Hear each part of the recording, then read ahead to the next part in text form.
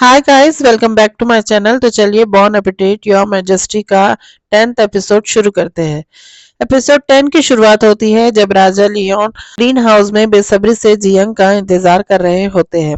उन्हें ये बात का पता बिल्कुल भी नहीं होता है कि जियंग को जेल हो गई है और उसे टॉर्चर किया जा रहा है।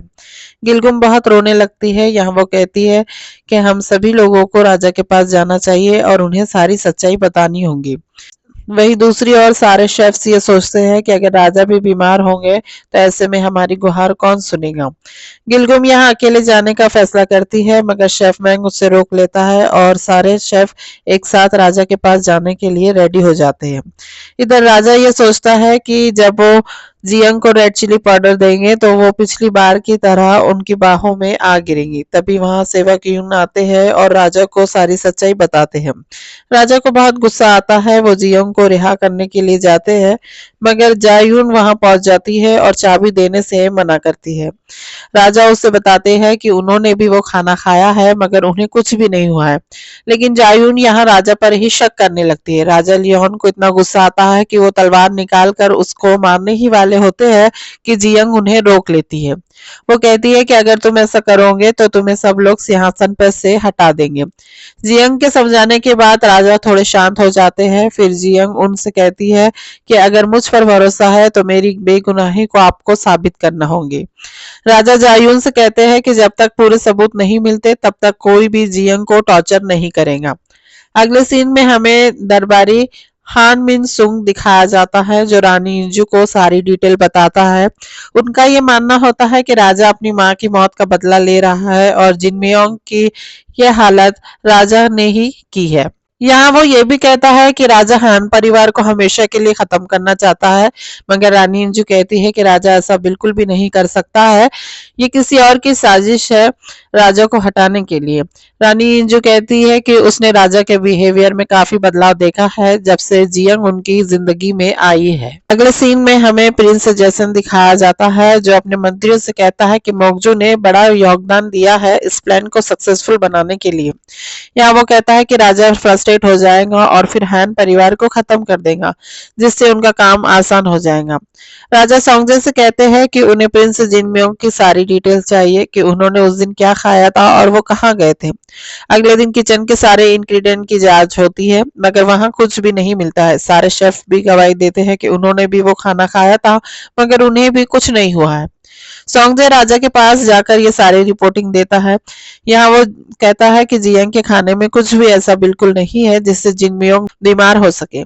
यहाँ वो राजा को सजेस्ट करता है कि क्यों न हम एक बार खुद जाकर जिनम्योंग को देख कर आए, क्योंकि कहीं ऐसा भी हो सकता है कि जायून हमसे झूठ बोल रही है। राजा जिनम्योंग से मिलने जाते हैं, जहां वो जायून को भी ये रिपोर्टिंग देती है, मगर जायून को कुछ भी यकीन नहीं आता है।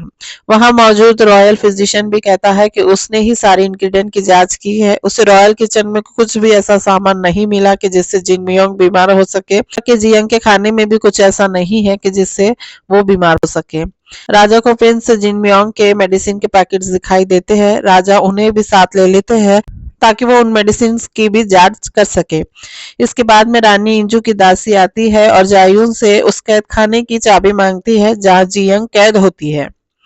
इसके बाद में हमें दिखाया जाता है कि राजा जियंग के लिए बहुत परेशान होते हैं। फिर अगले सीन में हमें दिखाया जाता है कि रानी इंजू जियंग के पास जाती है और उसे रिहा करती है। यहाँ वो जियंग को 3 दिन का टाइम देती है ताकि वो सारे एविडेंस कलेक्ट कर सके और अपनी बेगुनाही को साबित कर सके। जियंग रिहा होने के बाद में सीधा किचन में जाती है और उसके सारे दोस्त उसे खुशी से गले लगाते हैं। जियंग उन सब से कहती है कि वो सारी डिटेल बाद में देंगी। जियंग लंच लेके राजा को सर्व करने जाती है। राजा कहते हैं कि उन्हें भूख नहीं है, लेकिन जब जियंग की आवाज सुनते हैं तो वो दौड़े बाहर आते हैं और जियंग को गले लगा लेते हैं। जियंग को रानी इंजू की भी बात याद आती है कि महल में राजा और जियंग के अफेयर्स की रूमर चल रही है, इसलिए वो राजा को खुद से दूर करती है, मगर राजा उसकी एक नहीं सुनते हैं और उसे किस करते हैं। इसके बाद में राजा जियंग को लंच के लिए भी रोकते हैं। दोनों साथ में लंच करते हैं। जियंग यहाँ उन्हें बताती है कि रानी इंजू ने उसे रिहा किया है और 3 दिन में उसे सारे एविडेंस कलेक्ट करने हैं। जियंग राजा को उन रूमर्स के बारे में भी बताती है, मगर राजा लियोन उस बात पर हंस पड़ते हैं क्योंकि अब वो जियंग से प्यार करने लगे थे।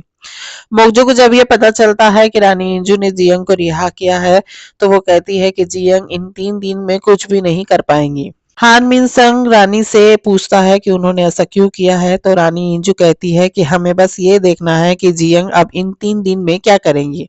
यहाँ वो ये भी कहती है कि हमारे हान परिवार को खतरा था इसीलिए मैंने जियंग को रिहा किया है। जियंग और राजा लिहोन अपनी जांच शुरू करते हैं और राजा यहाँ एक मेडिसिन भी टेस्ट करता है। जियंग प्रिंस जिनमेयोंग की मेडिसिन को अपने रूम में ले जाती है जहाँ गिलगुम उन मेडिसिन को देखती है और उसकी स्मेल भी लेती है जिसमें उसे एक मेडिसिन दिखाई देती है ओरियोंग जी जिसमें से उसे एक अजीब सी स्मेल आने लगती है। अगले दिन राजा लिहोन भी बीमार पड़ जाते हैं। सेवक यून जियंग को खबर देते हैं। जियंग को यहाँ पता चलता है कि राजा ने एक मेडिसिन को टेस्ट किया था। इसके बाद राजा को सेम सिम्टम्स होते हैं प्रिंस जिनमियोंग की तरह।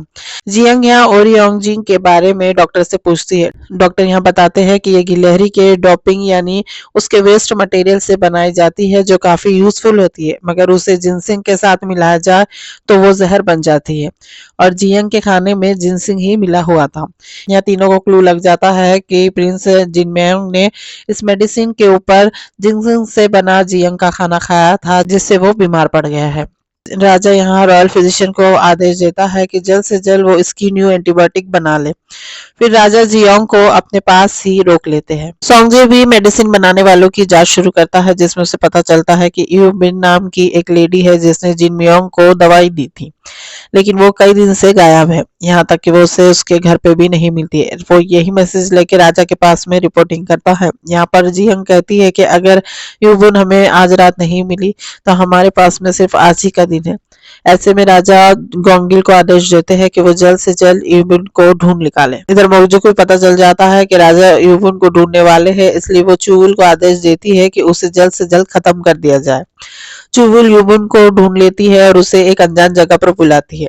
यहाँ वो उसे पहले बेहोश करती है और फिर उसे मारने ही वाली होती है कि तभी वहां गोंगिल आ जाता है। गोंगिल चुवुल को वही हेयरपिन दिखाता है और अपनी बहन के हत्या के बारे में पूछने लगता है। यहाँ दोनों में लड़ाई शुरू हो जाती है। चुवुल यहाँ कबूल करती है कि उसी ने उसकी बहन को मारी है वो भी मोगजू के कहने पर। यहाँ वो बताती है कि उसकी बहन राजा के नजदीक आने की कोशिश कर रही थी जिसकी वजह से मोगजू ने उसे आदेश दिया था कि वो उसे खत्म कर दे।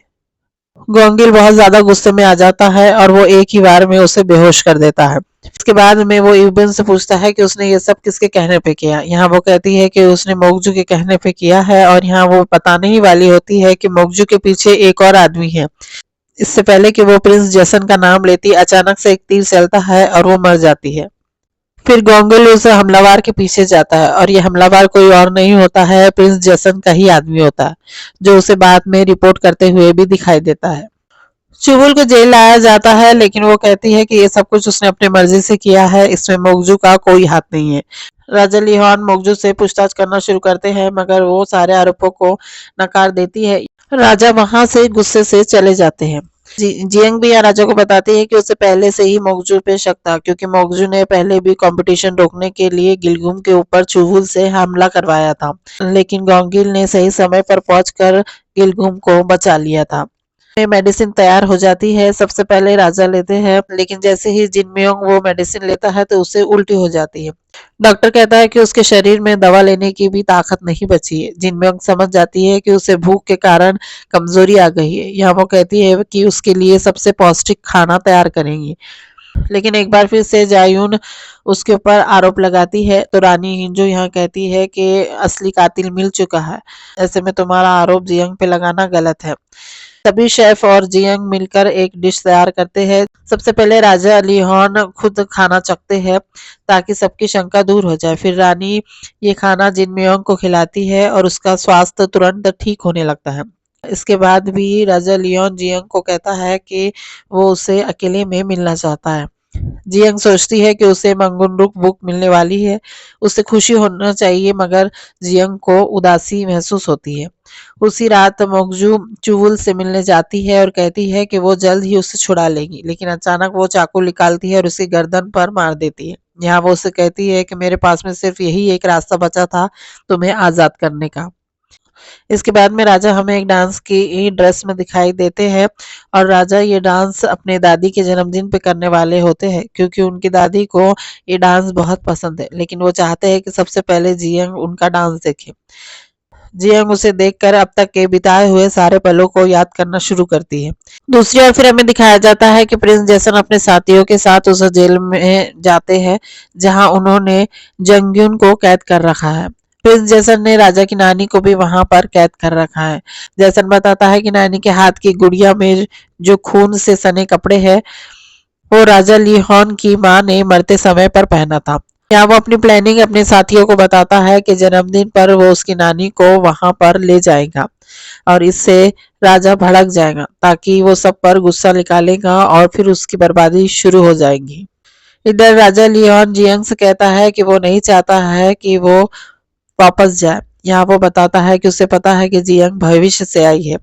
यहाँ वो उसे कहता है कि उसके बनाए हुए डिशेस से लगता है कि वो वाकई में भविष्य से आई है और फिर भी मैं चाहूंगा कि तुम मेरी साथी बनो। और फिर वो उसे अंगूठी पहनाता है और किस करता है और यहाँ पे ये एपिसोड खत्म हो जाता है। अगर आपको मेरा वीडियो पसंद आया है तो इसे प्लीज लाइक कीजिए, शेयर कीजिए और मेरे चैनल को सब्सक्राइब कीजिए। Thank you.